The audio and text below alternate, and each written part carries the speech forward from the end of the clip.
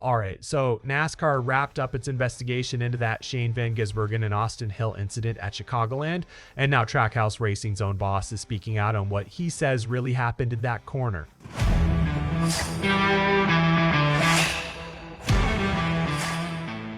And hey, real quick, if you are a true NASCAR fan like me, go ahead and drop a like and subscribe to the channel. NASCAR Nation News is just getting started. We are pushing for our next subscriber milestone, and it's all about real talk from fans who live this sport every week. All right, let's get into it. So here's what happened. During stage 1 at Chicagoland, Van Gisbergen spun Austin Hill, and that contact took out Hill's number 33 Richard Childress Racing Chevrolet Camaro.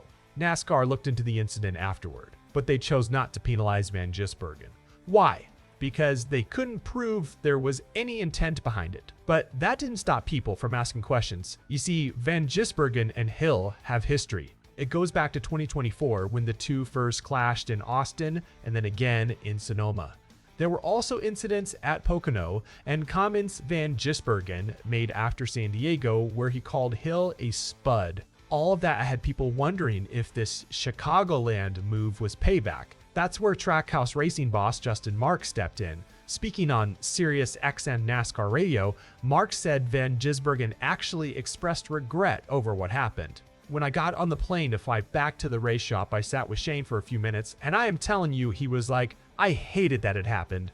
Marks said. He was like, I did not expect that to happen. It's one of these things. You're fighting for the bottom. It was pretty line dependent getting into the corner. He shot to the bottom, and it's just two people fighting over a piece of real estate. Marks also addressed the San Diego situation directly. He said, you look at San Diego and you go, in my opinion, I don't really think there is anything that warrants revenge from that.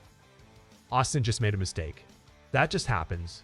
It's unfortunate what came out of that, and he was pretty clear about where he stands on the whole revenge narrative. Mark said, I'm telling you, from Justin Marks' experience and my relationship with SVG, he didn't drive down into that corner and go, I'm gonna make him pay for San Diego. That's not a thing. But here's the thing. Marks didn't stop there. He brought up something bigger. Trackhouse Racing has a real relationship with Richard Childress Racing. In fact, RCR actually supplies engines to Trackhouse. And on top of that, both teams work closely with Hendrick Motorsports too, as fellow Chevrolet teams. Marks explained that the drivers from these teams don't just see each other on race day.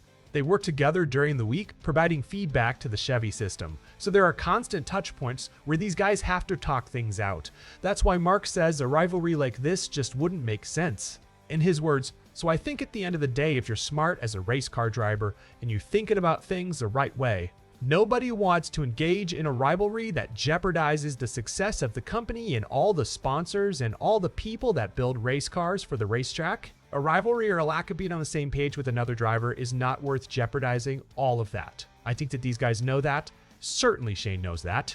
I don't know Austin, but certainly Shane knows that. So that's the full picture from Justin Marks himself. Straight from a conversation he had with Van Gisbergen right after the incident.